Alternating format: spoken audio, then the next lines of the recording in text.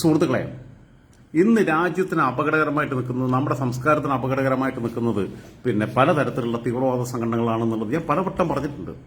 നിങ്ങൾ ആലോചിച്ച് നോക്ക്, എത്ര അപകടത്തേക്കാണ് ഈ നാട്ടിനെ കൊണ്ടുപോകുന്നത്. മതേതരവാദികളായിട്ടുള്ള മനുഷ്യർക്ക് ഈ നാട്ടിൽ ജീവിക്കാൻ പറ്റാത്ത, അവരുടെ സംഘടനാ പ്രവർത്തനം നടത്താൻ പറ്റാത്ത, അവരുടെ പൊതുജീവിതത്തിൽ ശത്രുക്കൾ വിലങ്ങുതടിയായിട്ട് നിൽക്കുന്ന ഒരുപാട് ക്രിമിനലുകൾ, വർഗീയ ഭ്രാന്തന്മാർ, പ്രധാനപ്പെട്ട രാഷ്ട്രീയ പ്രസ്ഥാനങ്ങളെ ഹൈജാക്ക് ചെയ്യാം. CPM-നെ ഹൈജാക്ക് ചെയ്തു, മുസ്ലിം ലീഗിനെ ഹൈജാക്ക് ചെയ്യാൻ ശ്രമിക്കുക. മുസ്ലിം ലീഗിലെ ചെറുപ്പക്കാർ കുറച്ച് ബുദ്ധിയുള്ളതുകൊണ്ട് അത് നടക്കുന്നില്ല. കാരണം ഞാൻ മഞ്ചേരിയിൽ മലപ്പുറത്തും കാണുന്ന യൂത്ത് ലീഗുകാരും മുസ്ലിം ലീഗുകാരും ഒക്കെ എന്ന് പറഞ്ഞു കഴിഞ്ഞാൽ, ഞാനിപ്പോൾ ചെന്നപ്പോൾ തന്നെ മഞ്ചേരിയിൽ കഴിഞ്ഞ മാസം ഒരു മരണമായിട്ട് ബന്ധപ്പെട്ട്, അതും CPM-ന്റെ ലോക്കൽ സെക്രട്ടറിയാണ് മരിച്ചത്. CPM-ന്റെ ലോക്കൽ സെക്രട്ടറി മരിച്ചെടുത്ത് എനിക്ക് അത്രയും ആത്മബന്ധമുള്ള ഫാമിലി ആയതുകൊണ്ട് ഞാനവിടെ ചെന്നു. എന്നെ കൊണ്ടുപോയിട്ട് എനിക്ക് റൂം എടുത്ത് എന്നെ താമസിപ്പിക്കുന്നതും ബാക്കിയുള്ള കാര്യങ്ങളും നോക്കിയതും ഒക്കെ അവിടുത്തെ ബ്ലോക്ക് പഞ്ചായത്ത് പ്രസിഡന്റാ, മുസ്ലിം ലീഗിന്റെ നേതാവാ. മുസ്ലിം ലീഗിന്റെ ബാക്കിയുള്ള നേതാക്കന്മാർ അവരെ നോക്കിയിട്ടുള്ളത്, സഖാക്കളും ഇവരും ഒക്കെ നോക്കിയിട്ടുള്ളത്.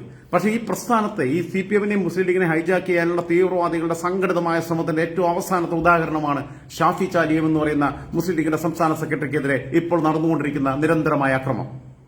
ഷാഫി ചാലിയത്തിനെ ഞാൻ ഡിബേറ്റുകൾ കണ്ടിട്ടുണ്ട്. എനിക്ക് ഇഷ്ടപ്പെട്ട ഡിബേറ്ററാണ്.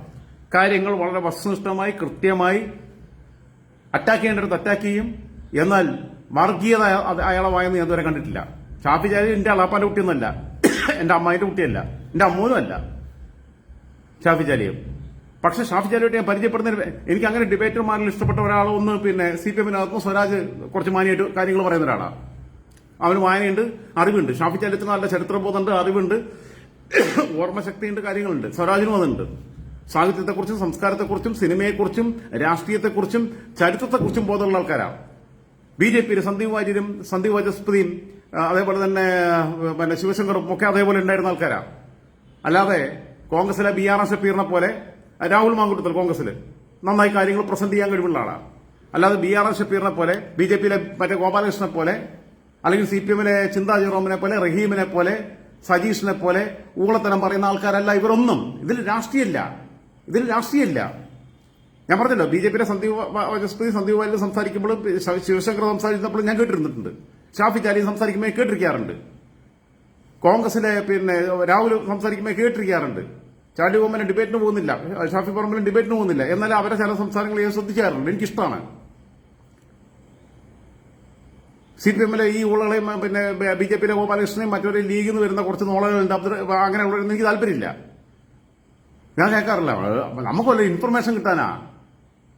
ചർച്ച സർഗാത്മകമാണെന്നുള്ള ആഗ്രഹം കൊണ്ടായി. ഷാഫി ചാലിയത്തിനെതിരെ ഭയങ്കര മോശപ്പെട്ട ആക്രമണം നടക്കുമ്പോൾ ഞാൻ ആദ്യം പറയുന്നത്, എനിക്ക് ആരാണ് ഷാഫി ചാലിയൻ? ഞാൻ പറഞ്ഞല്ലോ, ഡിബേറ്റുകളിലൊക്കെ കണ്ടിട്ടുണ്ട്.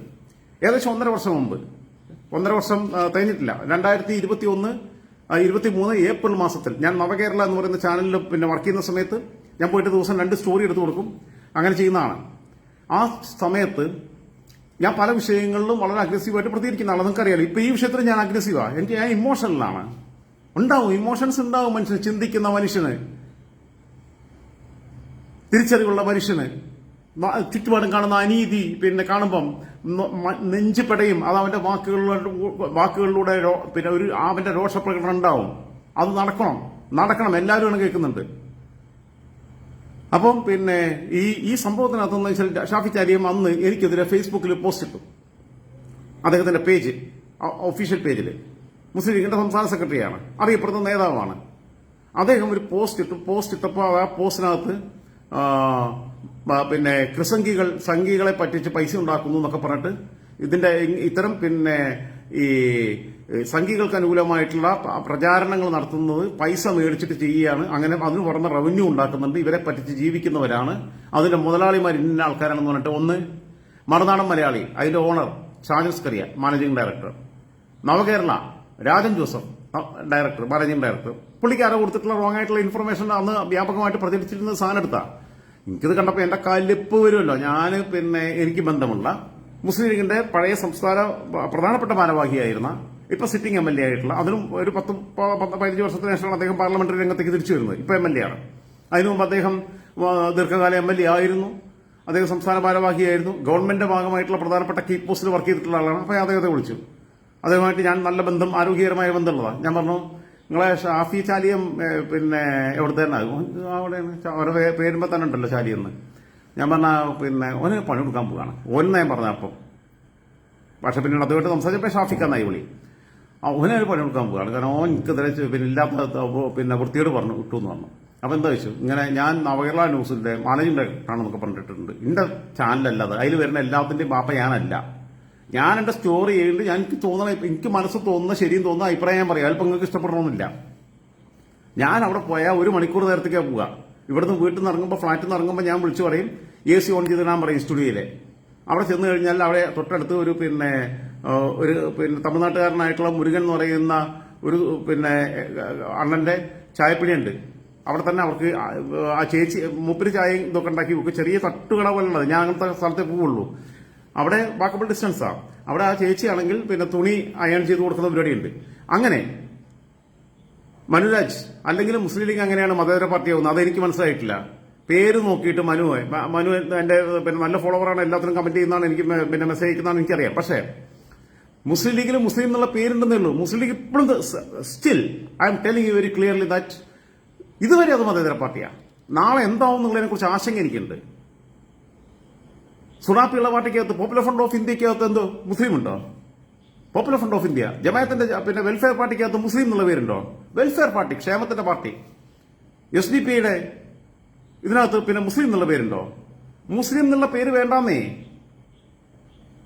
മുസ്ലിം എന്നുള്ള പേര് വേണ്ട.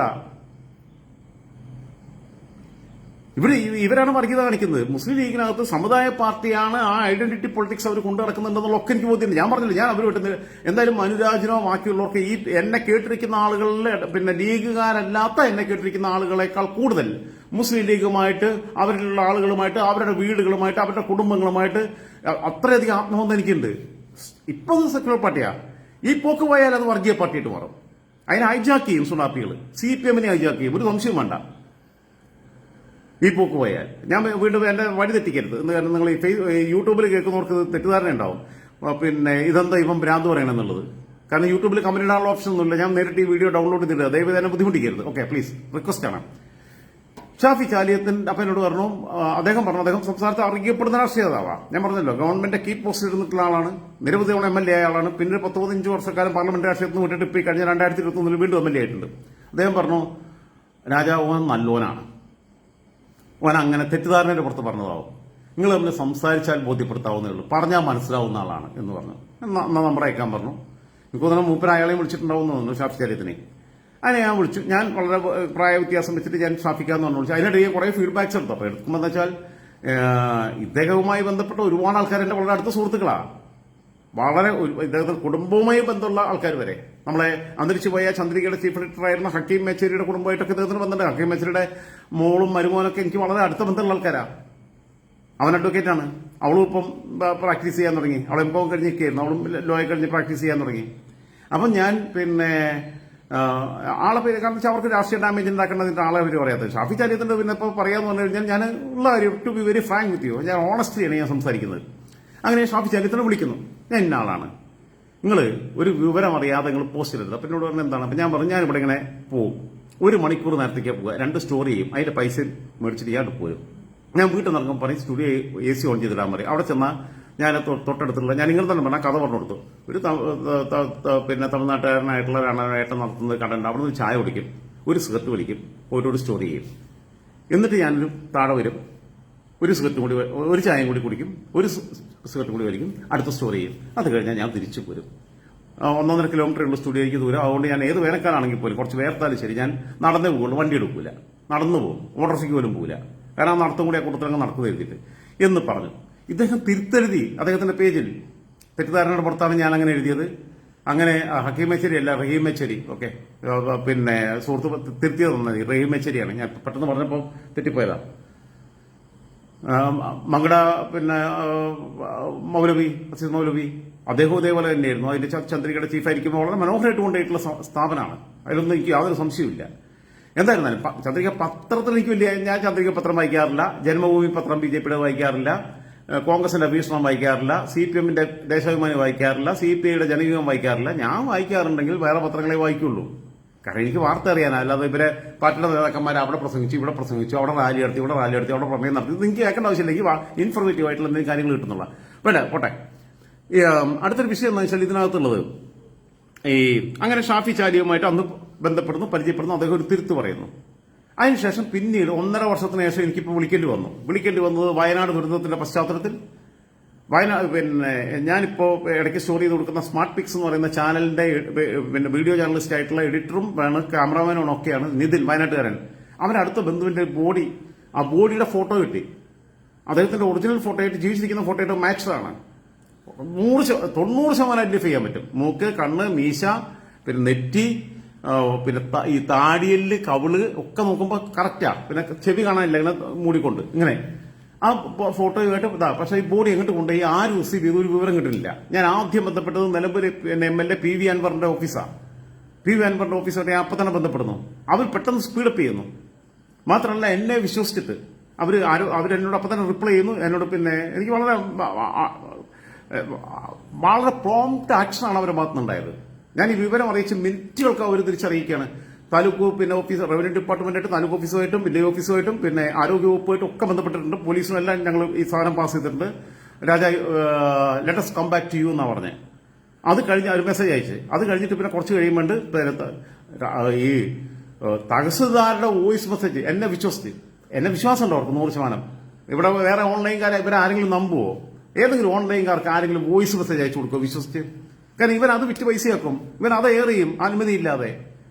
ഞാൻ വല്ല അലവടീവിനേക്കാണെന്നുണ്ടെങ്കിൽ എടുത്തിടും. അല്ലാതെ ഈ പിന്നെ വിശ്വസിച്ച് തരുന്ന ആൾക്കാരെ, സഹൃദയരായ ആൾക്കാർ ഇന്ന് വരെ മിസ്യൂസ് ചെയ്തിട്ടില്ല. അങ്ങനെയാണെന്നുണ്ടെങ്കിൽ എനിക്ക് 100 കണക്കിന് സാധനങ്ങൾ ഇപ്പോൾ എനിക്ക് വേണമെങ്കിൽ ചെയ്യാം. വാട്സപ്പിലായിട്ടോ അല്ലാതെയായിട്ടോ ഒക്കെ എന്നോട് പറയുന്ന ആൾക്കാരെ വിശ്വാസമാണ്. അവർക്ക് എന്നെ വിശ്വാസമുണ്ട്. കള്ളു കുടിച്ച് തലകുത്തി മറിഞ്ഞ് നടന്ന കാലത്ത് പോലും അത് എടുത്ത് ഉപയോഗിച്ചിട്ടില്ല. അത് മനുഷ്യനും തമ്മിലുള്ള ബന്ധടാ, അത് മനസ്സിലാക്കണം കേട്ടോ. ഓക്കെ, അവരെ എടുത്ത് പിന്നെ പെട്ടെന്ന് കാര്യങ്ങൾ ചെയ്തോന്നിട്ട് തഹസിൽദാർ അയച്ച പിന്നെ വോയിസ് മെസ്സേജ് എനിക്ക് ഫോർവേഡ് ചെയ്ത് തന്നു ബന്ധപ്പെട്ട ആൾക്കാർ. അപ്പൊ അതിന്റെ നിശ്ചിതി എനിക്ക് കിട്ടി. അത് കഴിഞ്ഞിട്ട് CI സുനിൽ പുളിക്കനായിട്ട് ബന്ധപ്പെടുന്ന കാര്യങ്ങൾ അങ്ങനെ അത് അവരതിന്റെ വഴിക്ക് നീങ്ങി. ഞാൻ അടുത്ത് വിളിക്കുന്നത് ഷാഫി ചാലിയത്തെയാണ്. കാരണം അദ്ദേഹത്തിന്റെ പേജ് ഞാൻ ഫോളോ ചെയ്യുന്നുണ്ട്. അപ്പൊ അദ്ദേഹത്തിന്റെ ചില നിലപാടുകൾ, കാര്യങ്ങളൊക്കെ ഞാൻ വളരെ കാര്യക്ഷമമായി ശ്രദ്ധിച്ചുകൊണ്ടിരിക്കുന്ന ഒരു വ്യക്തി എന്നുള്ള രീതിയിൽ ഞാൻ അദ്ദേഹത്തെ കോൺടാക്ട് ചെയ്ത് ഞാൻ ഈ വിഷയം പറഞ്ഞു. ഇങ്ങനെ കാര്യമുണ്ട്, എനിക്ക് നിങ്ങളെ ഹെൽപ്പ് വേണമെന്ന് പറഞ്ഞു. ഇദ്ദേഹം ഉടനെ തന്നെ കാര്യങ്ങളെല്ലാം പിന്നെ എനിക്ക് പറഞ്ഞു. അവിടെ ഇസ്മായിൽ പിന്നെ അവിടെയുള്ള ബ്ലോക്ക് പഞ്ചായത്തിന്റെ പ്രസിഡന്റായിരുന്നു, യൂത്ത് ലീഗിന്റെ സംസ്ഥാന ട്രഷററാണ്. അവർ ക്യാമ്പ് ചെയ്തിട്ട് പിന്നെ വൈറ്റ് ഗാർഡോട് വർക്ക് ചെയ്യുന്നതൊക്കെ പറഞ്ഞിട്ടുള്ള കാര്യങ്ങളൊക്കെ പറഞ്ഞ കൂട്ടത്തിൽ അദ്ദേഹം പറഞ്ഞു പിന്നെ വൈറ്റ് ഗാർഡിന്റെ പിന്നെ ഭക്ഷണം കൊടുത്തുകൊണ്ടിരിക്കുന്ന വൈറ്റ് ഗാർഡാണ് 8,000-ഓളം പേർക്ക് ദിവസം 3 നേരം കൊടുക്കുന്നതാണ്. അത് മുടക്കാനുള്ള ഇത് നടക്കുന്നുണ്ട്. പിന്നെ കുറെ വൃത്തികേടുകൾ നടക്കുന്നുണ്ട്. അവർ ട്രെയിൻഡ് ആണെന്നൊക്കെ പറഞ്ഞ് വൈറ്റ് ഗാർഡിനെ കുറിച്ച് പറയുകയും മുസ്ലിം ലീഗിന്റെ ദുരിതാശ്വാസ ഫണ്ടിനെ കുറിച്ച് അതിനിടയ്ക്ക് കൂടി അദ്ദേഹം എന്നോട് പറഞ്ഞു. അപ്പൊ ഞാൻ പറഞ്ഞു, ഷാഫിക്ക അത് ഞാൻ തിരിച്ചു വിളിക്കാം. അതായത് ശരി പിന്നെ നിങ്ങൾ പിന്നെ ഇത് ഫോളോ ചെയ്യുക, അത് കഴിഞ്ഞിട്ട് ഫ്രീ ആകുമ്പോൾ ഒന്ന് വിളിക്കുന്നു. പിന്നീട് ഇദ്ദേഹം ഇതിന്റെ ഡീറ്റെയിൽസ് മുഴുവൻ എനിക്ക് വാട്സപ്പ് അയക്കുക. ആ മനുഷ്യൻ എനിക്ക് ഇയാളെ നമ്പർ അയച്ചു തരിക. എന്നിട്ട് ഞാൻ ഈ നിതിന് കൊടുക്കുക. ഏറ്റവും അതും പ്രോംപ്റ്റ് ആക്ഷൻ. ഞാൻ പറഞ്ഞല്ലോ, MLAയുടെ ഓഫീസ്, CPMന്റെ MLA അൻവറിന്റെ ഓഫീസ് കൃത്യമായിട്ട് ഇടപെട്ടു. മുസ്ലിം ലീഗിന്റെ നേതാവായിട്ടുള്ള ഷാഫി ചാലി തന്നിട്ടുള്ള കണക്ഷനിൽ ഷാഫി അവിടെ വിളിക്കുമ്പോൾ ഞാൻ പറഞ്ഞിട്ടാണ് വിളിക്കണമെന്ന് പറയാൻ പറഞ്ഞു അവരോട്. അവരെ കണക്ട് ചെയ്ത് കൊടുത്തു. അത് കഴിഞ്ഞ് ഞാൻ 24 ന്യൂസിൽ എനിക്ക് ഇത്തരം കാര്യങ്ങൾക്കകത്ത് മനുഷ്യത്വത്തിന്റെ പക്ഷത്ത് നിൽക്കുന്ന, ഇതിനെ വിറ്റ് പൈസയാക്കാത്ത, ഞാൻ ആരുണ്യ സുജയൊന്നും വിളിക്കാൻ എനിക്ക് എന്റെ പട്ടി വിളിക്കില്ല ജീവിതത്തിൽ. ഞാൻ പിന്നെ വിളിക്കുകയാണെങ്കിൽ പിന്നെ ആഷ്മി അല്ലെങ്കിൽ മാധുരൊക്കെ പോലെയുള്ള ആൾക്കാരെ, അല്ലെങ്കിൽ അയ്യപ്പദാസിനെയൊക്കെ പോലെയുള്ള ആൾക്കാരെ വിളിക്കും. പട്ടി വിളിക്കും. അതിൽ പിന്നെ ചാകാൻ പോവാണെന്ന് പറഞ്ഞാൽ ഞാൻ പിന്നെ ഈ മുട്ടിൽ മരം മുറിക്കാരെ അരുണിനെയും സുജയ പിന്നെ പാർവതി എന്ന് പറയുന്ന ഉണ്ണിയാർച്ച എന്നൊക്കെ പറഞ്ഞ് സ്വയം അലങ്കരിച്ച് കിടക്കുന്ന അവളെയൊന്നും ഞാൻ വിളിക്കാൻ പോവില്ല. ഞാൻ നേരെ ആഷ്മിയെ വിളിച്ചു. കാരണം വെച്ചാൽ ആഷ്മി ഡൗൺ ടു എർത്താ. ആഷ്മിയുടെ മുമ്പിൽ നല്ല സൗകര്യങ്ങളുള്ള കട ഉണ്ടാകുമ്പോൾ ഇവിടെ തട്ടുകടയിൽ വന്നിട്ട് എന്നെ പോലെ ചായ കുടിക്കുന്ന ആളാണ്. ഇടയ്ക്ക് എപ്പോഴെങ്കിലുമൊക്കെ നടക്കാൻ പോകുമ്പോഴെങ്കിലും കാണുന്ന അതിനകത്തുള്ള ഇതുണ്ട്. കാണുമ്പോൾ മനുഷ്യരോട് പെരുമാറുന്ന രീതിയുണ്ട് സാധാരണക്കാരോട്. ആഷ്മി താജ് പിന്നെ ഇബ്രാഹിം ആഷ്മിയെ വിളിച്ചു. ആഷ്മിയെ വിളിച്ചില്ല. ആഷ്മിക്ക് മെസ്സേജ് അയച്ചു. ആഷ്മി പെട്ടെന്ന് റെസ്പോണ്ട് ചെയ്തു. ആഷ്മി അത് ടേക്ക് ഓവർ ചെയ്തു. ഇവരെല്ലാം അത് കൈകാര്യം ചെയ്തു. അങ്ങനെ വന്നു കഴിയുമ്പോൾ പിന്നെ ഞാൻ രണ്ടാമത് ഇദ്ദേഹത്തിന്റെ ഈ സാധനങ്ങളെ കണ്ടപ്പോൾ ഞാൻ വിളിച്ചു. അപ്പൊ ഞാൻ പറഞ്ഞു, നിങ്ങൾ ദുരിതാശ്വാസത്തിന്റെ രീതി എന്താ? അപ്പൊ അദ്ദേഹം അതിന്റെ കുറെ സ്ക്രീൻഷോട്ട്സ് അയച്ചു തന്നു, കാര്യങ്ങൾ അയച്ചു തന്നു, ഓരോ കാര്യങ്ങൾ വിവരിച്ചു. എന്ത് മനോഹരമായ ഭാഷയിലെ ഷാഫി ചാലിയെ സംസാരിക്കുന്നത് അറിയണം. ഞാൻ പറഞ്ഞല്ലോ, അങ്ങനെ മുസ്ലിം ലീഗിൽ 8-10 പേരേ ഉള്ളൂ സംസാരിക്കാൻ പറ്റുന്നവര്. ബാക്കിയുള്ളവർക്കെല്ലാം നല്ല മനസ്സുള്ള ആൾക്കാരാണ് 90%. പക്ഷെ 10% ഈ സുഡാപ്പികൾ പോപ്പുലർ ഫണ്ടിലുള്ള ആൾക്കാരെ മുഴുവൻ എന്നെ തൂക്കിയെടുത്തപ്പോൾ ഇതിനകത്ത് പോയി ചേക്കറിയിട്ടുണ്ട്. അവന്മാരെല്ലാം ലീഗാണെന്ന് പറഞ്ഞ് പ്രൊഫൈൽ ഉണ്ടാക്കി വെക്കുക. CPM-നകത്തും ഉണ്ട് അങ്ങനെ. ഈ രണ്ട് പ്രസ്ഥാനങ്ങളെ ഇവർ നശിപ്പിക്കും, വിഴുങ്ങും, ഹൈജാക്ക് ചെയ്യും. ഒരു സംശയം വേണ്ട. CPM നേതൃത്വം ശ്രദ്ധിക്കേണ്ടതാണ്, മുസ്ലിം ലീഗ് നേതൃത്വം ശ്രദ്ധിക്കേണ്ട. നിങ്ങൾ മതേതര പാർട്ടിയാണെന്നുള്ള ബോധത്തിന്റെ അടിസ്ഥാനത്തിൽ രാജൻ ജോസഫ് എന്ന ഒരു വ്യക്തി അതിനകത്ത് പൈസ ഇട്ടത്. അത് കണ്ടിട്ടാണ് ജോയി മാത്യു അതിനകത്ത് പൈസ ഇട്ടത്. അതും കണ്ടിട്ടാണ് ഷാജൻസ്കറി അതിൽ പൈസ ഇട്ടത്. 100 കണക്കിന് പിന്നെ ആൾക്കാർ എനിക്ക് അയച്ച മെസ്സേജുകളുണ്ട്. അമ്മിണിക്കുട്ടി ടീച്ചർ, റേസ്യാമ്മ, മറിയാമ്മ, പ്രിൻസ്, ഗോവിന്ദൻ എന്നൊക്കെ പറഞ്ഞിട്ട് പൈസ ഇട്ട ആൾക്കാരാ. 100, 1000, 5000, 10 ഇല്ല തോന്നുന്നു, ഏറ്റവും കുറച്ച് 100 തോന്നുന്നു. അങ്ങനെയുള്ള ആൾക്കാർ ഒരുപാട് സ്ക്രീൻഷോട്ട്സ് എനിക്ക് അയച്ചു തന്ന ആ സൈറ്റിൽ നിന്ന് അതാത് സമയത്ത് പല ആൾക്കാര് ഇത് അയക്കുന്നത് നിങ്ങൾ സെക്കുലർ പാർട്ടി എന്നുള്ള വിശ്വാസത്തിന്റെ പുറത്താണ്. അതിനെ തകർക്കുന്ന ഒരു സാധനം ഉണ്ടായി കഴിഞ്ഞ ദിവസം. എനിക്ക് അതുകൊണ്ടാണ് സങ്കടം ഉള്ളത്. അത്രയും വിഷമം ഉണ്ടാവണം എനിക്ക്. ഷാഫി ചാലിയത്തിന് 1.5 വർഷങ്ങൾക്ക് ശേഷമാണ് ഞാൻ അന്ന് വിളിച്ചത്. 1.25 വർഷത്തിന്, 1.5 അല്ല, 1.25 വർഷം, 1 വർഷം 3-4 മാസമൊക്കെ ആയിട്ട് ജൂലൈ ലാസ്റ്റിൽ വിളിക്കുന്നത്. ഇവിടെ ദുരന്തമുണ്ടായപ്പോൾ പെട്ടെന്ന് ആക്ഷൻ ഉണ്ടായി. PV അൻവറിന്റെ ഭാഗത്തുനിന്നുണ്ടായി. ഓരോരുത്തർ ഓളുകൾക്ക് വിളിക്കാൻ കണ്ട നേരം. പിന്നെ ഹാഷ്മിയുടെ ഭാഗത്തുനിന്നുണ്ടായി. ഹാഷ്മി അവരെ വിളിക്കുന്നു. ഈ മുസ്ലിം ലീഗിന്റെ യൂത്ത് ലീഗിന്റെ സംസ്ഥാന ട്രഷറർ അവരെ വിളിക്കുന്നു. ഇവരെല്ലാം കോൺടാക്ട് ചെയ്യുന്നു. വേണ്ട കാര്യങ്ങൾക്കകത്ത് അവർ പരമാവധി അവരെ പിന്നെ വേണ്ട രീതിയിൽ അവർ കൂടെ നിൽക്കുന്നു. അതല്ലേ മനുഷ്യൻ. എടോ, ഇവിടെ ദുരന്ത മുഖത്ത് മാന്തി കിട്ടുന്ന ഒരു കൈയുണ്ടെങ്കിൽ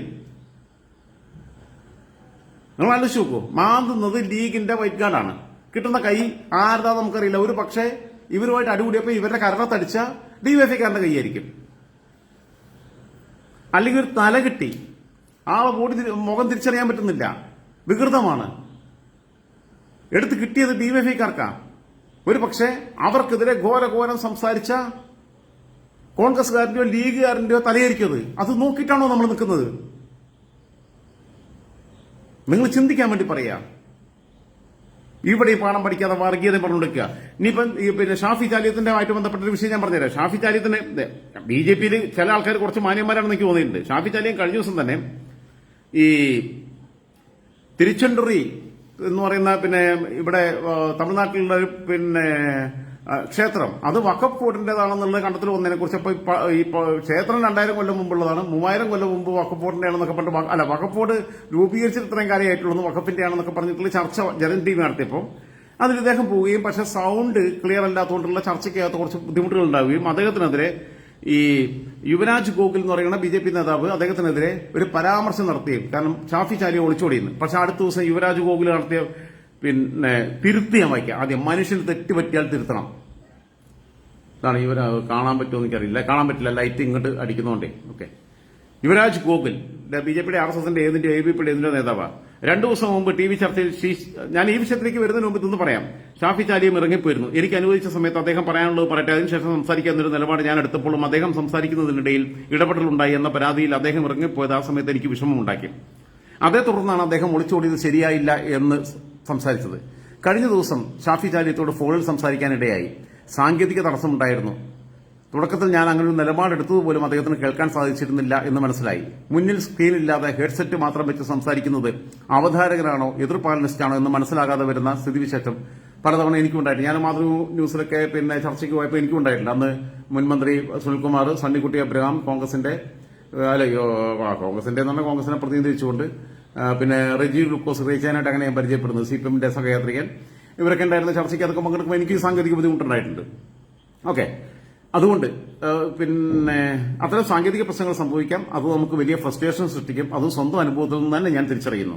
അതുകൊണ്ട് ശ്രീ ഷാഫി ചാലിയം ഒളിച്ചോടി എന്ന പ്രയോഗം പിൻവലിക്കുന്നു. മനുഷ്യനാണ്, തെറ്റുപറ്റിയ തിരുത്തുക എന്നുള്ളതാണ്. മാപ്പ് വയ്ക്കുക എന്നുള്ളതാണ്.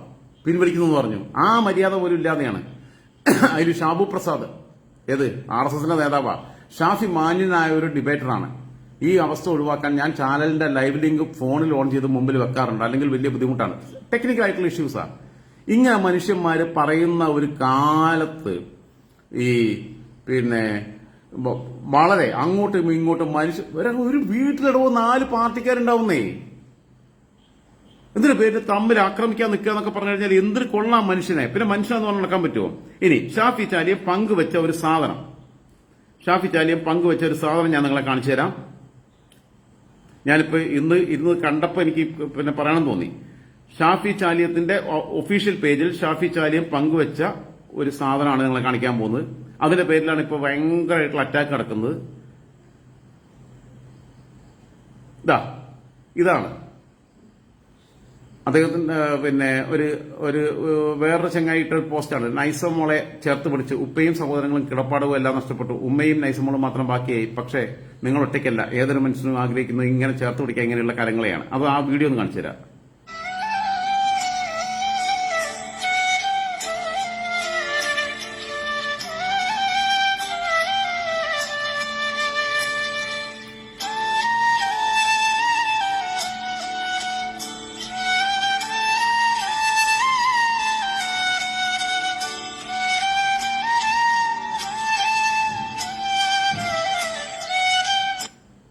ഇതിന്റെ തുടക്കം തൊട്ടുള്ള വീഡിയോ ഞാൻ കാണിച്ചു തരാം.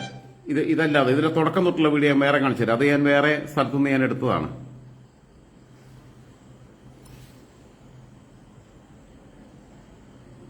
സോറിയേ, ചെറിയൊരു ബുദ്ധിമുട്ട് വന്നു. ഓക്കെ,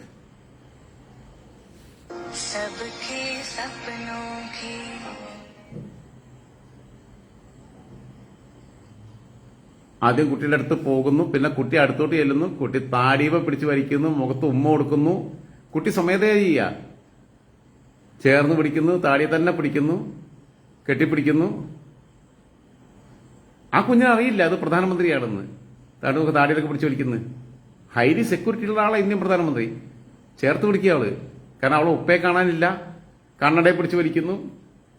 കടക്ക് പുറത്തുനിന്ന് പറഞ്ഞില്ല, മാറിക്കിടാന്ന് പറഞ്ഞില്ല. ആലോചിച്ച് നോക്ക്, കണ്ടുപിടിക്കണം.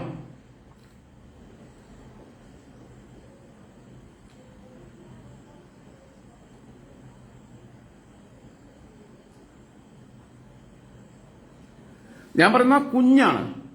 ഒരു പക്ഷേ നമ്മുടെ മനസ്സിലുണ്ടാവുന്ന എല്ലാ രാഷ്ട്രീയ വൈരങ്ങളും എല്ലാ വർഗീയതയും അലിഞ്ഞില്ലാതാക്കുന്ന ഈ കുഞ്ഞുങ്ങളുടെ ചിരിക്ക് മുമ്പിലാ, കുഞ്ഞുങ്ങളുടെ നിഷ്കളങ്കയ്ക്ക് മുമ്പിലാ. ആ കുഞ്ഞിനാണ് ഞാൻ മാർക്ക് കൊടുക്കുന്നത്, നരേന്ദ്രമോദിക്കല്ല. നരേന്ദ്രമോദിയെ പോലും സ്വാധീനിക്കാൻ, ഇൻഫ്ലുവൻസ് ചെയ്യാൻ, അതിന് നിന്നു കൊടുക്കാൻ പ്രേരിപ്പിച്ച ആ കുഞ്ഞിന്റെ നിഷ്കളങ്കത ആലോചിച്ച് നോക്കൂ നിങ്ങൾ. അതിനെ മഹത്തായ ഒരു കാര്യമായിട്ട് ഇദ്ദേഹം ഒന്ന് ഷെയർ ചെയ്തു. അദ്ദേഹം പറഞ്ഞതും അങ്ങനെ തന്നെയാണല്ലോ. അതിനകത്ത് ഇവര് കേറിയിട്ട് മുഴുവൻ തെറി വിളിക്കുക. ലീഗിനും CPM-ലും കയറി കൂടിയിട്ടുള്ള സുഡാപ്പികളും ജമാഅത്ത് ഇസ്ലാമി എന്ന് പറഞ്ഞ സംഘടന എന്ത് നല്ല കാര്യം പറയണേ. ഇന്ന് അവർ പോസ്റ്റ് ഇട്ടു, ഞങ്ങൾ ഇന്നുവരെ കൊലപാതക കേസിന് പ്രതിയായിട്ടില്ല. ഇല്ലടാ, ശരിയാണ്. അവരെ പെൺകുട്ടികളൊക്കെ നന്നായിട്ട് പഠിപ്പിക്കും. എല്ലാവരും സമുദായ ബന്ധുക്കൾ എന്ന് പറഞ്ഞാൽ നല്ല, എന്നിട്ട് സുന്നികൾക്ക് പറഞ്ഞു കൊടുക്കും പെൺകുട്ടികളെ പഠിപ്പിക്കണ്ട, പെൺകുട്ടികളെ പഠിപ്പിച്ചാൽ കുഴപ്പമാവും, ഒരു നാശമാവുന്നു. അതായത് ഇവർക്ക് ഹൈജാക്ക് ചെയ്യണം. ഇവരിതാ ലോകത്താകെ നടത്തിക്കൊണ്ടിരിക്കുന്നത്. ഈ ഷിയ മുസ്ലിങ്ങളും ഈ ജമാഅത്ത് ഇസ്ലാമിയും ലോകത്തിന്റെ മുസ്ലിങ്ങളുടെ ശത്രുക്കൾ. അത് ആദ്യം സുന്നി മുസ്ലിങ്ങൾക്ക് ബോധം ഉണ്ടാവണമെന്ന് പലവട്ടം ഈ പോത്തുകളോട് പറഞ്ഞാൽ കേൾക്കൂല. ആന്തല്ലാത്തവന്മാര് ഇവന്മാര് പറഞ്ഞു കേട്ട് ഇവരെ ഐഡിയോളജിക്ക് ഇതിനകത്ത് ഇംപ്ലിമെന്റ് ചെയ്താൽ ഞാൻ പറഞ്ഞത് നാളെ ഇന്ത്യയിൽ മുസ്ലിങ്ങൾക്ക് ഭൂരിപക്ഷം കിട്ടിയത് മുസ്ലിം രാഷ്ട്രമാക്കണം എന്ന് ഇവന്മാര് പറയില്ലേ? നിങ്ങൾ അതിന് നിൽക്കണോ? നമ്മൾ എത്ര സുഖമായിട്ട് ജീവിക്കുന്നുണ്ട് ഇവിടെ. ലോകത്ത് ഏറ്റവും കൂടുതൽ മുസ്ലിങ്ങൾ രണ്ടാമത്തെ രാജ്യം ഇന്ത്യ. അവിടെയാണ് ഈ പരിപാടി കൊണ്ടിരുന്നത്. ഒരു മനുഷ്യർ നല്ല കാര്യം ചെയ്താൽ നിങ്ങൾ ശ്രദ്ധിക്കേണ്ട കാര്യമുണ്ട്. ഇപ്പം ശശി തരൂരിനെതിരെ വലിയ ആരോപണങ്ങൾ ഉയർന്നിരുന്നു. ശശി തരൂര് ഒന്നും വേണ്ട, ഈ ഷാഫി ചാലി എന്ന് പറയുന്ന ഈ മനുഷ്യൻ ഞാൻ മനസ്സിലാക്കിയെടുത്തോളം വെച്ച് വൈകുന്നേരം ആയിക്കഴിഞ്ഞാൽ, രാത്രി ആയിക്കഴിഞ്ഞാൽ ഈ സംഘപരിവാറിനെതിരെ, ഈ BJP-ക്കെതിരെ നിരന്തരം അവരുടെ രാഷ്ട്രീയം ചാനലുകളിൽ വന്നിരുന്ന് പറയുന്ന ഒരു പോരാളിയല്ലേ? അത് റെസ്പെക്ട് ചെയ്യണ്ടേ? നല്ലത് ഏതോ നല്ലതാന്ന് പറയണ്ടേ? എന്തുകൊണ്ടാണ് 2021 UDF-ന് ഭരണം പോയത്? നിങ്ങൾ ആലോചിച്ചാൽ മതി. എന്തുകൊണ്ടാ? രമേശ് ചെന്നിത്തല ഒരുപാട് കേസുകൾ റൈസ് ചെയ്തുകൊണ്ടുവന്നു. പക്ഷേ അന്തം കുറച്ച് കമ്മിയാണ്. അദ്ദേഹം കൊണ്ടുവന്ന കേസുകൾക്ക് അപ്പുറത്ത് VD സതീശൻ പ്രതിപക്ഷ നേതാവ് എന്നുള്ള രീതിയിൽ അത്ര വലിയ ശോഭിച്ചിട്ടുമില്ല. അങ്ങനെ വിഷയങ്ങൾ കൊണ്ടുവരാൻ പറ്റിയിട്ടില്ല. രമേശ് ചെന്നിത്തല നല്ല പണിയെടുത്ത് പലതും കൊണ്ടുവന്നു. പക്ഷേ രാവിലെ നീച്ച് കഴിഞ്ഞാൽ ഈ ഭക്ഷണത്തിന് ശേഷം 3 നേരം ഗുളിക കഴിക്കണം എന്ന് പറഞ്ഞ മാതിരി രാവിലെ നീച്ച് പല്ലൊക്കെ തേച്ച് കുളിയും കഴിഞ്ഞ് ചായം കുടിച്ചു കഴിഞ്ഞാൽ പത്രക്കാരൊക്കെ ഉണ്ടാ പറയും പിണറായി രാജിവെക്കണം. ഉച്ചയ്ക്ക് ഭക്ഷണം കഴിച്ച് ഒരു ഉറക്കം കഴിഞ്ഞിട്ട് എണീറ്റ് കഴിഞ്ഞാൽ പിന്നെയും പറയും പിണറായി രാജിവെക്കണം. വൈകുന്നേരം പറയും. ഇത് കേട്ട് മനസ്സും മടുത്തു. നല്ലത് ഏതോ നല്ലതാണെന്ന് അംഗീകരിക്കണം. ഞാനത് ചെയ്യാറുണ്ട്, നല്ലതിനെ അംഗീകരിക്കാറുണ്ട്. രാഹുൽ ഗാന്ധി പ്രാവശ്യം വയനാട്ടിൽ വന്ന ആ രീതിയെക്കുറിച്ചും പിന്നെ വയനാട്ടിൽ വരാൻ വൈകിച്ചതിന്റെ കാരണങ്ങളെക്കുറിച്ച് റീസണബിൾ ആണെന്നുള്ളതും രാഹുൽ ഗാന്ധിയുടെ സ്റ്റാൻഡ് കറക്റ്റ് ആണെന്ന് ഞാൻ പറഞ്ഞിട്ടുണ്ട്. നരേന്ദ്രമോദിയുടെ വരവിനെ ഞാൻ പ്രകീർത്തിച്ചിട്ടുണ്ട്. പിണറായി വിജയൻ തുടക്കത്തിലെടുത്ത നിലപാടിനെ ഞാൻ അനുമോദിച്ചിട്ടുണ്ട്. അത് കഴിഞ്ഞിട്ട് അവിടെ ഭക്ഷണം മുടക്കാൻ വേണ്ടിയിട്ട് നിന്ന ഈ പരിപാടിയെക്കുറിച്ച് ഞാൻ എതിർത്തിട്ടുണ്ട്. പക്ഷെ ഷാഫി ചാലിയൻ തന്നെ എനിക്ക് ഈ സംസാരത്തിന് ശേഷം എനിക്ക് ഒരുപാട് ഡാറ്റാസ് വന്നു. ഈ സി എസ് സെന്ററിനെ കുറിച്ച് കഥ ഞാൻ വേറെ സ്റ്റോറി ആയിട്ട് പിന്നീട് ചെയ്യാം. മുസ്ലിം ലീഗിന് വേണ്ടി നിരന്തരം സംസാരിച്ചു. അപ്പൊ എന്നോട് സംസാരിക്കുമ്പോൾ അയാൾ വേറെ ഒന്നല്ല, അയാളെ പുകഴ്ത്തണം നല്ലല്ലോ പറയണേ. ലീഗിന് വേണ്ടി സംസാരിക്കുക, അവരുടെ പാർട്ടിക്ക് വേണ്ടി സംസാരിക്കുക. അത് കൊടിസുനിമാർക്ക് വേണ്ടിയിട്ടോ അല്ലെങ്കിൽ ബാക്കിയുള്ള കൊലപാതകങ്ങൾക്ക് വേണ്ടിയിട്ടല്ല സംസാരിക്കുന്നത്, ക്രിമിനലുകൾക്ക് വേണ്ടി സംസാരിക്കുന്നില്ല. നല്ല കാര്യങ്ങളെക്കുറിച്ച് മാത്രം ഹൈലൈറ്റ് ചെയ്ത് സംസാരിക്കുക. അപ്പൊ അതിങ്ങനെയുള്ള ആൾക്കാരെ ഒറ്റപ്പെടുത്തുമ്പോൾ നിങ്ങൾ ആലോചിക്കേണ്ടത്, ഈ വൈകുന്നേരം വന്നു കഴിഞ്ഞാൽ ഇതിനകത്തിരുന്ന് സംസാരിക്കുകയാണ്. ഇപ്പൊ പ്രധാനമന്ത്രി ഇതുപോലും PR വർക്കാണെന്നുള്ള ആക്ഷേപങ്ങളൊക്കെ വരുമ്പോൾ എനിക്ക് അതിനോട് വിയോജിപ്പുണ്ട്. അവിടെ വന്നത് അവിടെ ഒരു PR വർക്കും അല്ല. PR വർക്കിനാണെങ്കിൽ ആമി ഇഴഞ്ചാൻ തോട്ടിൽ ജോയി പോയപ്പം മേറമ്മ കാണിച്ച വരി കള്ളക്കണ്ണീരും കാണിച്ചിട്ട് അടുത്ത നിമിഷത്തിൽ ഇടിച്ചിട്ട് ഏത് കണ്ണീരില്ല, ഇങ്ങനെ കണ്ണെടുത്ത് ഇങ്ങനെ തുടക്കി. അത് കഴിഞ്ഞിട്ട് പിന്നെ മാധ്യമങ്ങളോട് ഭയങ്കര തലയിൽ കാട്ടിയിട്ട് ചിരിച്ചുകൊണ്ടിരിക്കുക. ഇതാണോ അഭിനയം, കാപട്യം? ഇയാൾ PR വർക്കിന് വേണ്ടി ഏതാണെന്ന് ഞാൻ വിശ്വസിക്കുന്നില്ല. അവിടെ ചെന്നപ്പോൾ ഉണ്ടായിട്ടുള്ള മാനസികമായിട്ടുള്ള എനിക്കും നിങ്ങൾക്കും ഉണ്ടാവും, എല്ലാവരും ഈ മനുഷ്യരായ എല്ലാവർക്കും ഉണ്ടാവും. അല്ലാതെ നടു റോഡിൽ KSRTC ഡ്രൈവറെ തടയുകയും അഹങ്കാരം കാണിച്ച് യാത്രക്കാരെ ഇറക്കി വിടുകയും ചെയ്യുന്ന വൃത്തികെട്ട പരമനാറികൾക്ക് ഇതുണ്ടാവില്ല. അത് MLA കെട്ടിയവനാണെങ്കിലും മേയർ കെട്ടിയോളാണെങ്കിലും കെട്ടിലമ്മയാണെങ്കിലും അവർക്കുണ്ടാവില്ല. കേസ് കൊടുത്താലും ഇനിയും കൊടുക്കട്ടെ. അവൾ 100 കേസ് കൊടുത്താലും രാജ്യസഭത്തിന്റെ കടക്കാൻ അവൾക്ക് കഴിയില്ല. ഇത് കഴിഞ്ഞിട്ട് പിന്നെ ഓരോന്നിങ്ങനെ ഇടുക. പിന്നെ ഇപ്പൊ നിങ്ങൾ ആലോചിച്ചു, എനിക്ക് ഇതിനകത്ത് കണ്ടിട്ടുള്ള വൃത്തികേട് എന്ന് പറഞ്ഞു കഴിഞ്ഞാൽ, നിങ്ങൾ ഒരു ഹിന്ദു പെൺകുട്ടി ഒരു മാപ്പിളപ്പാട്ട് പാടിക്കഴിഞ്ഞാൽ ഓഹോ, ഒരു മുസ്ലിം പെൺകുട്ടി ഒരു ഹിന്ദു ഭക്തിഗാനം പാടിക്കഴിഞ്ഞാൽ അവള് പ്രശ്നക്കാരി. ഇങ്ങനെയുള്ള വർഗീയതയല്ല വെക്കേണ്ടത്. ഒരു സമതുലിതാവസ്ഥ ഉണ്ടാവണം, സൗഹാർദ്ദത്തോടെ എല്ലാവരും പോകണം. നമ്മള് പണ്ട് ഇപ്പം ഒന്ന് ഹജ്ജിന് പോകുന്ന ആൾക്കാരൊന്നും അങ്ങനെ നാട്ടുകാരെ അറിയിക്കില്ല. പണ്ട് ഹജ്ജിന് പോകുമ്പോൾ ആരുടെയും ബാധ്യത ഉണ്ടോ അതൊക്കെ ഇങ്ങനെ എല്ലാവരുടെ അടുത്ത് ചോദിച്ച് വന്ന് പറഞ്ഞ് അവർ ഹജ്ജിന് പറഞ്ഞയക്കണം. ഞങ്ങളുടെ നാട്ടിലൊക്കെ ചടങ്ങായിരുന്നു. ഞാനൊക്കെ പോയിട്ടുണ്ട് ഒരുപാട് എണ്ണത്തിന്. നോമ്പുതറ, സമൂഹ നോമ്പുറ നടത്തും. നബിദിനാലി വരുമ്പോൾ നമ്മൾ വെള്ളം ഉണ്ടാക്കി കൊടുക്കും. ക്രിസ്ത്യൻസിന്റെ ദുഃഖവെള്ളിയാഴ്ച കുരിശിന്റെ വഴി പോകുമ്പോൾ അതിന് വെള്ളം ഉണ്ടാക്കി കൊടുക്കും. ശബരിമല സമയത്ത് കെട്ടുനിറ എന്ന് പറഞ്ഞവരുണ്ട്. സ്വാമിമാർ അങ്ങോട്ട് പോകുമ്പോൾ ഗുരുസ്വാമിയുടെ നേതൃത്വത്തിൽ വരെ ഒരു അമ്പലത്തിലെ കെട്ടുനിറയുണ്ട്. അതിന് യാത്ര അയക്കാൻ പോവും. ഇതൊക്കെ നമ്മൾ ചെയ്തിട്ടില്ല. അങ്ങനെയുള്ള സമൂഹത്തിനകത്താണ് ഈ വിഷം കൊണ്ടുവരാൻ നിൽക്കുന്നത്. റമദാൻ മാസത്തിൽ ഏതെങ്കിലും ക്രിസ്ത്യാനി ഹിന്ദു നോമ്പ് നോറ്റു എന്ന് പറഞ്ഞു കഴിഞ്ഞാൽ ആഘോഷിച്ചു. അതേസമയം ഒരു മുസ്ലിം ശബരിമല നോമ്പ് കാലത്ത് ഞാനും ഇറച്ചിയും മീനും 41 ദിവസത്തേക്ക് ഒഴിവാക്കുന്നു എന്ന് പറഞ്ഞു കഴിഞ്ഞാൽ ഇവനെ എതിരെ പ്രചരണം നടത്തുക. എന്തിനാണോ അത്? ഓ നിസ്കരിക്കാൻ പോകുന്നുണ്ടോ, ഒരു നീതി പോകുന്നുണ്ടോ എന്നുള്ളത് നോക്കിയാൽ പോരെ? കഷ്ടം, നഷ്ടപ്പെടും. ഇതിനൊക്കെ നശിപ്പിച്ച് കളയുകയാണ് ഈ സംഘടനകളെയൊക്കെ. DYFIയുടെ സന്നദ്ധ പ്രവർത്തകനായിട്ട് നിൽക്കുന്നവൻ ലീഗിന്റെ വൈറ്റ് കാർഡിന്റെ വായിലേക്ക് അവന്റെ കയ്യിൽ മണ്ണാണെന്നുണ്ടെങ്കിൽ ഭക്ഷണം വെച്ചു കൊടുക്കുന്ന നമ്മൾ കണ്ടു.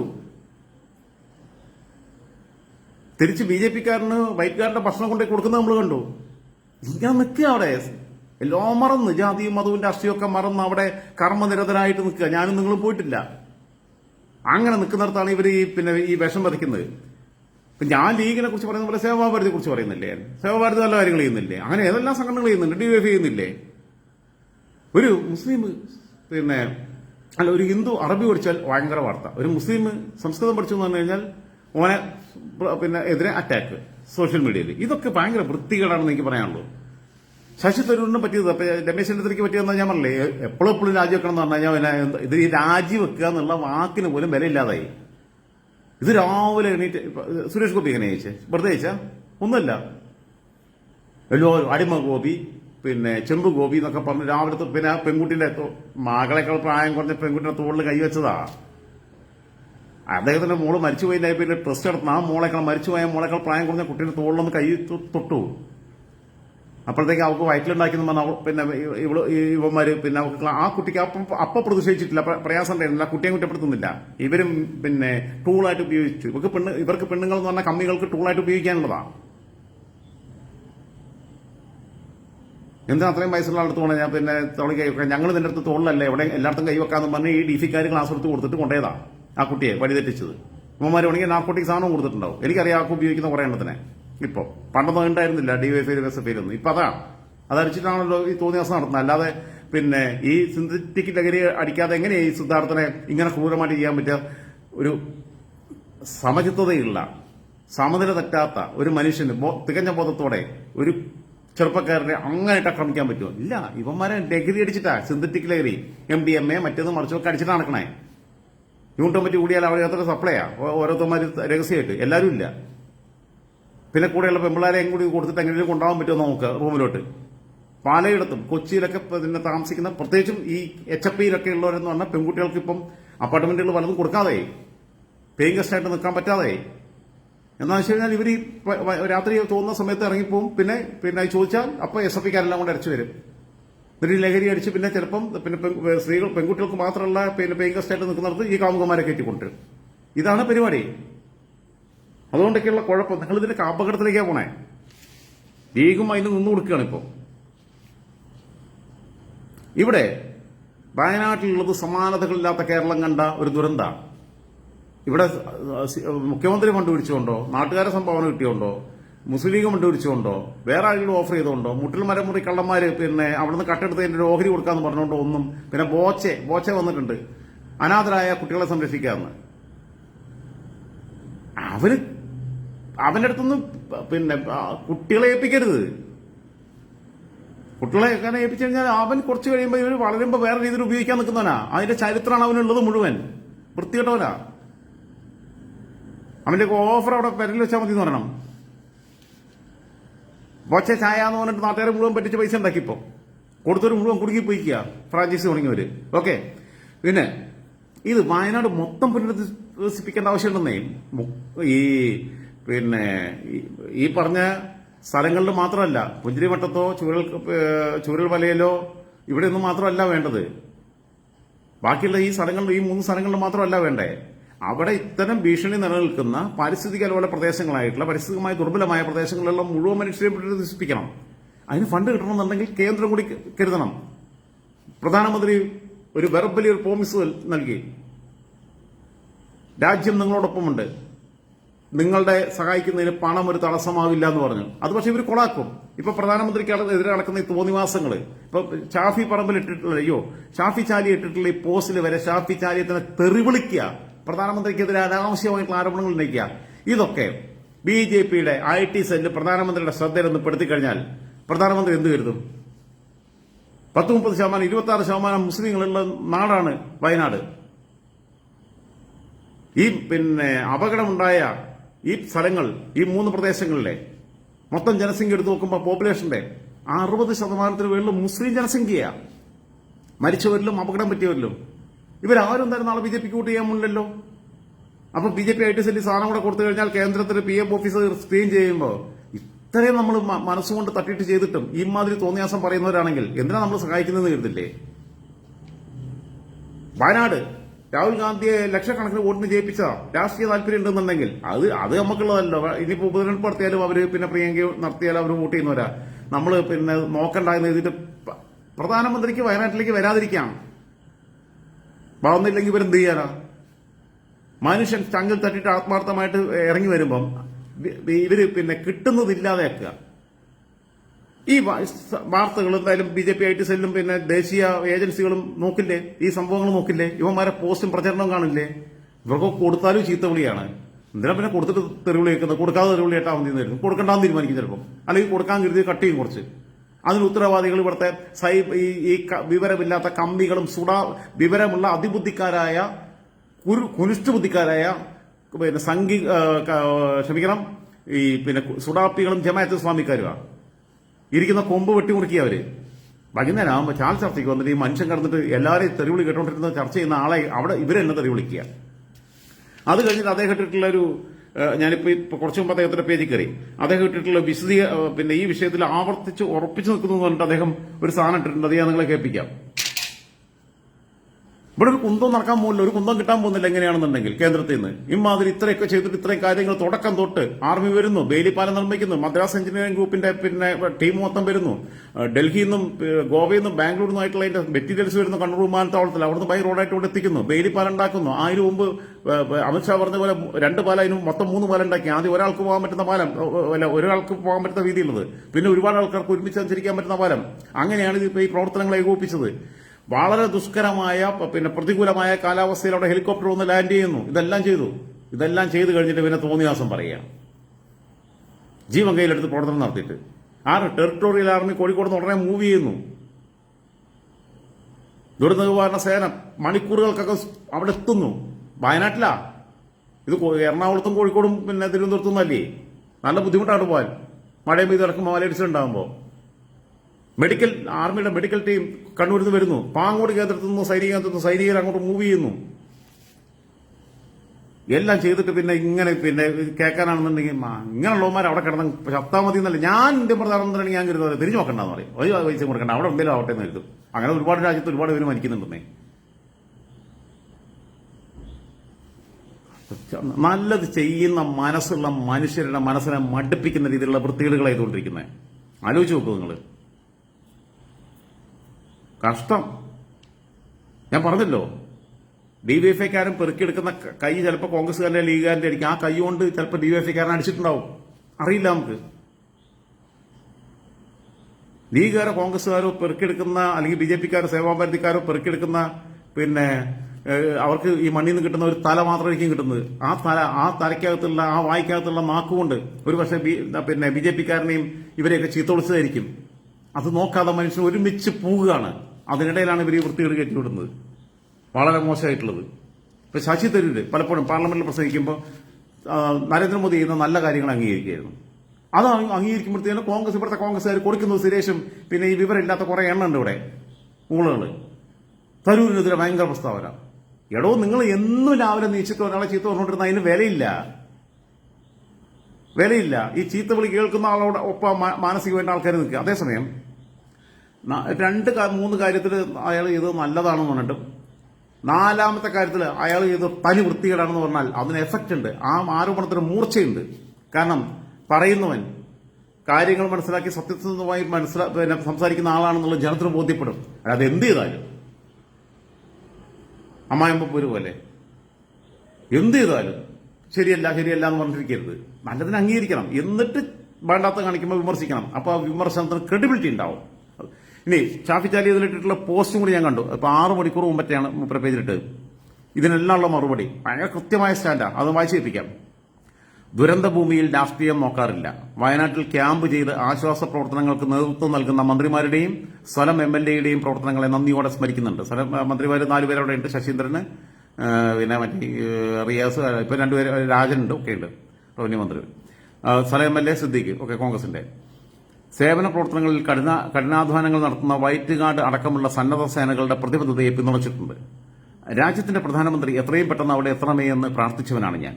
നമ്മുടെ സംസ്ഥാന സർക്കാരിനെ കൊണ്ടോ മുസ്ലിം ലീഗിനെ കൊണ്ടോ മാത്രം പരിഹരിക്കാൻ പറ്റുന്ന പരിക്കല്ല വയനാട്ടിലുണ്ടായതെന്ന് വിമർശകർ ഓർക്കണം. അദ്ദേഹത്തിന്റെ സന്ദർശനം വയനാട്ടുകാർക്ക് ഏറെ ആശ്വാസം നൽകുന്നുണ്ട്. വയനാടിന്റെ പരിപൂർണമായ പുനരധിവാസം ആഗ്രഹിക്കുന്ന ഒരു പൊതുപ്രവർത്തകൻ എന്ന നിലയിൽ എന്നിലും ഇത് ആശ്വാസമേകിയിട്ടുണ്ട്. ഇത് മോഡിയോടുള്ള ഐക്യദാർഢ്യ പ്രകടനമായി ആരെങ്കിലും ധരിച്ചെങ്കിൽ അത് അവരുടെ കുഴപ്പമാണ്. തന്നെ കാണാനും കവിളിൽ തലോടാനും വന്ന വ്യക്തി രാജ്യത്തിന്റെ പ്രധാനമന്ത്രിയാണെന്നറിയാത്ത ആ കുഞ്ഞുങ്ങളുടെ ഭാവപ്രകടനം കണ്ടപ്പോൾ എന്റെ മനസ്സിലുണ്ടായ ആർദ്രതയാണ് ആ വീഡിയോ ഷെയർ ചെയ്യാനിടയാക്കിയത്. മോദിയുടെ ക്രൂരമായ സംഖ്യാശയങ്ങളോട് വിട്ടുവീഴ്ചയില്ലാത്ത പോരാടുന്നവനാണ് ഞാനെന്നത് എന്റെ ഡിബേറ്റുകൾ കാണുന്നവർക്ക് ബോധ്യപ്പെടും. അഹമ്മദ് സാഹിബ് ഇന്ത്യൻ യൂണിയൻ മുസ്ലിം ലീഗിന്റെ പ്രസിഡന്റായിരുന്ന കാലത്ത് പ്രധാനമന്ത്രിയുടെ ദുരിതാശ്വാസ നിധിയിലേക്ക് മുസ്ലിം ലീഗിന്റെ ധനസഹായം നരേന്ദ്രമോദിയുടെ കയ്യിലാണ് ഏൽപ്പിച്ചത് എന്നത് ഓർക്കാവുന്നതാണ്. ദുരന്തമുഖത്ത് മുസ്ലിം ലീഗുകാർക്ക് രാഷ്ട്രീയമില്ല. ഇത് മുസ്ലിം ലീഗുകാർക്ക് ആദ്യം ബോധ്യപ്പെടുന്നില്ല. അയാളെ പറഞ്ഞ ആളൊക്കെ ഞാൻ മുമ്പേ കണ്ടു കഴിഞ്ഞാൽ സത്യം പറഞ്ഞ് കെട്ടിപ്പിടിച്ചിട്ട് മുമ്പെടുക്കും. ഇങ്ങനെയാണ് മനുഷ്യൻ വേണ്ടത്. ദുരന്തമുഖത്ത് കക്ഷി രാഷ്ട്രീയം പറഞ്ഞുകൊണ്ടിരിക്കുകയല്ല വേണ്ടത്. അന്നം മുടക്കികള് ആരോപണം ഉന്നയിച്ചുകൊണ്ടിരിക്കുക ഇവന്മാര്. എന്തായിരുന്നാലും ഞാൻ പറയുന്നു, വിവേകപൂർവ്വം കാര്യങ്ങളെ കൈകാര്യം ചെയ്തിട്ടില്ലെങ്കിൽ കിട്ടാനുള്ളത് ഇല്ലാതെയാവും. അവർക്കിപ്പോ ഇവിടെ കേരളത്തിൽ നിന്ന് ഒരു സീറ്റേ ഉള്ളൂ. വയനാട്ടില് കഴിഞ്ഞ എന്തോ റെക്കോർഡ് ഭൂരിപക്ഷത്തിൽ ജയിച്ചു. ഇത്തവണയും 3 ലക്ഷത്തിൽ പരം വോട്ട് ജയിച്ചു. ഇനിയിപ്പോൾ ഉപതെരഞ്ഞെടുപ്പ് നടന്നാലും ജയിക്കുന്നുള്ളത് അവർക്കറിയാം. ഇതിനകത്ത് തെരഞ്ഞെടുപ്പ് രാഷ്ട്രീയം അവർ കണ്ടിട്ടില്ല, വോട്ട് കണ്ടിട്ടില്ല, ഒന്നും കണ്ടിട്ടില്ല, PR വർക്ക് നടത്തിയിട്ടില്ല. ഞാൻ പറഞ്ഞല്ലോ, കെട്ടിലമ്മ ഗ്ലിസറിനും തേച്ചിട്ട് ഇങ്ങനെ വിതുമ്പി ചെയ്യുന്നത് എന്റെ മീഡിയക്കാർ വിളിച്ച് എന്തോ സുഖം എന്നൊക്കെ പറഞ്ഞിട്ട് അമ്മാതിരി അഭിനയിക്കാൻ പോയിട്ടില്ല. അദ്ദേഹത്തിന് അവിടെ അങ്ങനെ വന്ന് നിൽക്കേണ്ട ആവശ്യമില്ല. വേണമെങ്കിൽ പേരിന് വേണ്ടി ആകാശ നിരീക്ഷണം നടത്തി തിരിച്ചു പോകാം. രാജ്യത്തിന്റെ പ്രധാനമന്ത്രിയാണ്. ജില്ലാ കളക്ടറേറ്റിനകത്ത് താഴോട്ടിറങ്ങി വരിക. ജില്ലാ കളക്ടറേറ്റിനകത്ത് നടക്കുന്ന അവലോകന യോഗത്തിൽ അദ്ദേഹത്തിനേക്കാൾ എത്രയോ പ്രോട്ടോകോൾ പ്രകാരം എത്രയോ കീഴടക്കിടക്കുന്ന ആൾക്കാരുടെ കൂടെ ഇരുന്ന് MLA ബാക്കിയുള്ളവരൊക്കെ ഇരിക്കുന്നിടത്ത് ഇരുന്ന് ജില്ലാ പഞ്ചായത്തിന്റെ പിന്നെ പ്രസിഡന്റ്, കളക്ടർ, SP ഒക്കെ ഇരിക്കുന്നിടത്ത് ഇരുന്നിട്ട് ചർച്ച ചെയ്തെങ്കിൽ മാനവികതയുടെ അർത്ഥമാണ്. ഷാഫി ചാലിയം എനിക്ക് മുസ്ലിം ലീഗിന്റെ ഈ ദുരിതാശ്വാസ ഫണ്ടിനെ കുറിച്ച് പറഞ്ഞു തരികയും ആ പറഞ്ഞു തന്നത് കേട്ടിട്ട് അദ്ദേഹം എന്നോട് ഫണ്ട് അയക്കാൻ പറഞ്ഞിട്ടില്ല കേട്ടോ, ഇതിനെക്കുറിച്ച് പറഞ്ഞു തന്നു. ബൈത്തുൽ കുറിച്ചും എനിക്കറിയാവുന്നതാണ്, എന്നാലും കുറച്ച് കാര്യങ്ങൾ പറഞ്ഞു തന്നു. അത് പറഞ്ഞപ്പോൾ എനിക്കപ്പോൾ തോന്നി എനിക്ക് ഇതിന്റെ ഭാഗമാവണം തോന്നി. അങ്ങനെ അതായത് എന്നെപ്പോലെ ഒരാളെ അതിലേക്ക് ആകർഷിക്കാൻ കഴിഞ്ഞൊരു വ്യക്തിയെ, നിങ്ങളെയൊക്കെ വർത്താനം കേട്ട് കഴിഞ്ഞാൽ അതിക്ക് വരാൻ നിൽക്കുന്ന ആൾക്കാർ ഓടിപ്പോവുള്ളൂ. നിനക്കൊക്കെ ഈ കമന്റ് ഇടുന്ന ഈ വൃത്തിയോട് പറയുന്ന വർഗീയത പ്രചരിപ്പിക്കുന്ന ഒരാൾക്കെങ്കിലും ഈ പറയുന്ന പ്രസ്ഥാനങ്ങളിലേക്ക്, CPM-ലേക്കോ മുസ്ലിം ലീഗിലേക്കോ ഒരാളെ പുതുതായിട്ട് കൊണ്ടുവരാൻ കഴിഞ്ഞിട്ടുണ്ടോ? ഇല്ല. നിങ്ങൾ കാരണമാണ് അതിൽ നിന്ന് ആൾക്കാർ വിട്ടുപോണേ. നിങ്ങളുടെ കൊണ്ട് സഹി വിട്ടിട്ട് മനസ്സിലാക്കണം. ഒരുപാട് ദീർഘമായ ഒരു ലൈവാണ് ഇതെന്ന് എനിക്കറിയാം, ക്ഷമിക്കുക. പക്ഷെ മറ്റു മാർഗങ്ങളൊന്നും ഉണ്ടായിരുന്നില്ല.